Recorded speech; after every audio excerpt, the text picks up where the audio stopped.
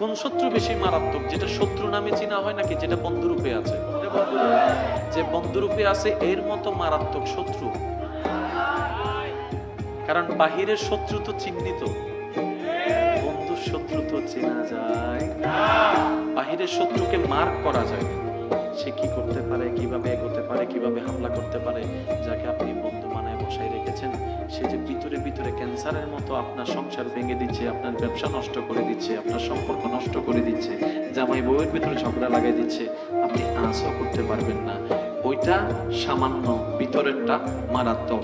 আর আল্লাহ তাআলা বলছেন, হে আমার বান্দারা, শয়তান তোমাদের প্রকাশ্য শত্রু, প্রকাশ্য শত্রু, প্রকাশ্য শত্রু। সে বন্ধুরূপে তোমাদের সামনে আসে, কিন্তু তার চাইতে বড় দুশমন তোমাদের জন্য ইহকালে এবং পরকালে আর কেউ হবে না। সুতরাং শয়তান থেকে সাবধানে থাকিও।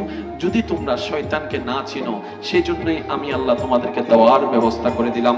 যখনই দেখবা শয়তানের আক্রমণ, তুমি তো তার সাথে যুদ্ধ করে টিকতে পারবা না, আমাকে একটু স্মরণ করিও, আউযু বিল্লাহি মিনাশ শাইতানির রাজিম।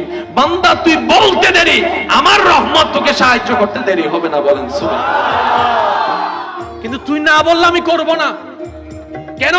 শয়তানের আমার সাথে চ্যালেঞ্জ করেছিল, আমি তার চ্যালেঞ্জটাকে গ্রহণ করে সুযোগ দিয়েছি, সেজন্য আমি তোকে সাহায্য করব না।